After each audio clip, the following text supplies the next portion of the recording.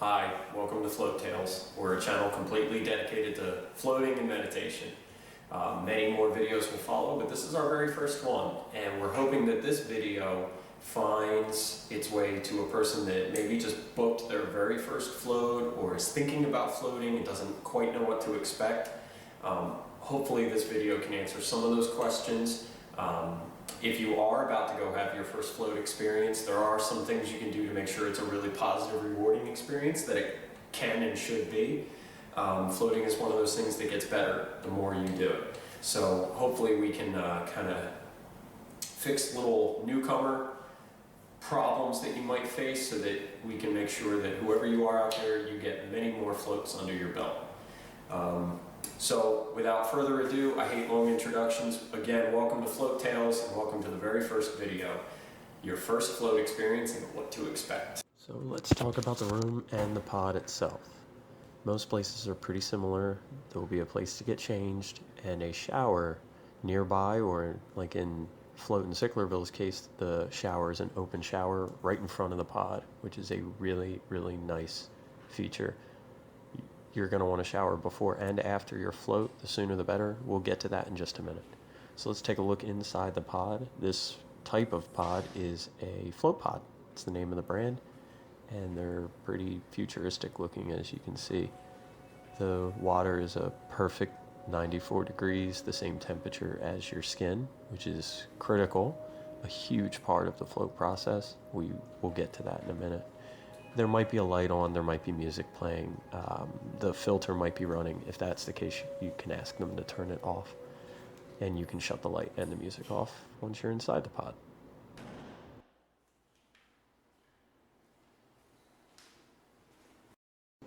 Before your float, you'll have the opportunity to take a shower. This is one of the best times of the float experience, in my opinion. It gives you a chance to get into the mindset to relax, because showers relax you. Prior to coming, on the day of your float, you should try not to wear any perfumes or makeup or hair gel or deodorant or anything that's going to clog up the filter system or get into the water. Just being courteous to other floaters. The water is super clean, but that's our way of helping a float center keep the water clean.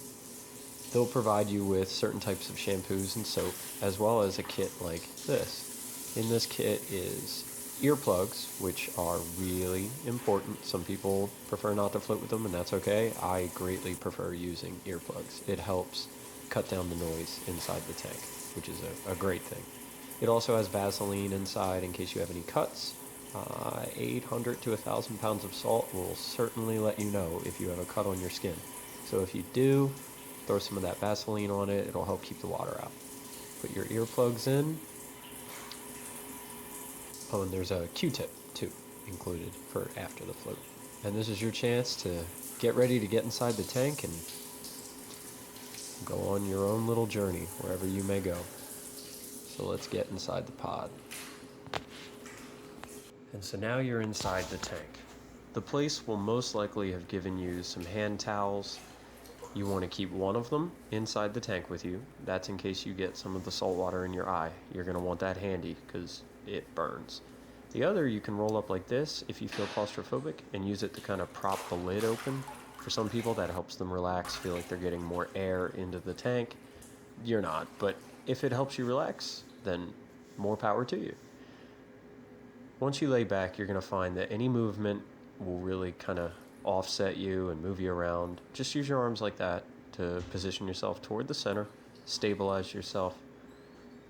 And once you find you're in a good spot, I like to cross my legs, lay back, and slowly let go of the walls. And you can position yourself any way that you feel comfortable. This is the position that I prefer. Cross my hands and arms across my chest, cross my ankles, or sometimes legs apart. But there's different positions. For some people, I'm going to reposition myself and show you, some people prefer to lay with their arms at their sides. which is a very comfortable position. There's really no right or wrong here. If you find yourself drifting toward the walls or bumping into the walls, just use your fingertips. Try to keep your movements as minimal as possible.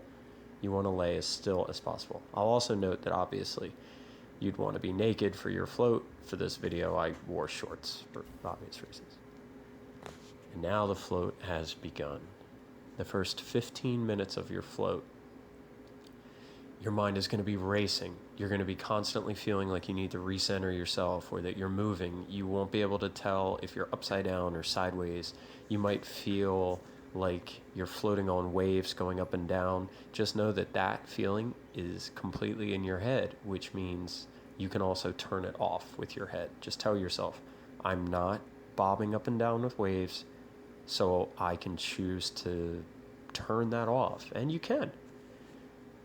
After 15 minutes, your mind will slow down. It'll seem like your brain just won't give you a chance and it's just bombarding you. And your very first float, you're going to want to get out of the tank. You're not going to be able to do it. If I weren't filming this, the lights would be completely out. You want to be in total pitch blackness, but that freaks people out. It really does. Anxieties start to come out. Your mind will play tricks on you. All you have to do is breathe through it and you don't have to do anything. Just lay there. Your mind will shut itself off, and you will enter into one of the most blissful, meditative states, most relaxing states that you have ever been in your life. And I would argue ever could be outside of this environment.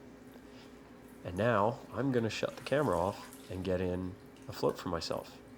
If you get salt in your eye, that's all you got to do. Just wipe it out. I'll see you on the other side of my own float. So I got a float in for myself, which the camera doesn't do much good in the dark, so I just shut it off. But now this is coming out of the float, and you'll find yourself just waking up is a good way to say it. Your body will tell you when it's time to get out, or they'll turn soft music on inside of the tank to let you know that if you've paid for an hour or so, that your time is up. This is what I like to call the victory lap. You can turn the shower on so that it gets nice and warm and just kind of mentally process what you just experienced, the things that you saw and the introspective thoughts you've had. Some people call this the afterglow, the after float glow. It's a really calming time. You're likely to have a lot of like salt kind of around your face just from the humidity. They give you a courtesy spray bottle. You can spray your face off. And now it's time to come out and have the after shower. So now you hop back in the shower and get all of that salt off of you. You're going to be very slimy when you get out of the water, just from the amount of salt that's in it. And they say it pulls impurities out of you. I don't know if that's true, but I do know that you are super slimy when you get out. So it's a great time to enjoy the afterglow, the super calming mood you're going to most likely be in. Let your eyes and ears get adjusted to being out of the dark and just enjoy the relaxation. It's a really blissful state to be in when you first come out of your float. I would like to give a huge thank you and shout out to the float center that I got started floating with, and it's the place where I filmed this video. If you live in the South Jersey area, the place is called Float Therapy in Sicklerville, New Jersey. Here's the phone number. If you live in this area, they are a perfect place to get started with floating. The whole crew there that works there are extremely supportive. They know exactly what goes into a good float. They create the right atmosphere, and they really work hard to make sure you have a good float. I'm not sponsored in any way by them. This is, from the bottom of my heart, I believe a lot in the people that work at Float. So again, there's the phone number. If you live in South Jersey, Float in Sicklerville is an excellent place to go. That's where this episode's filmed. Future episodes are going to be using my own tank, but this episode, I went to them. So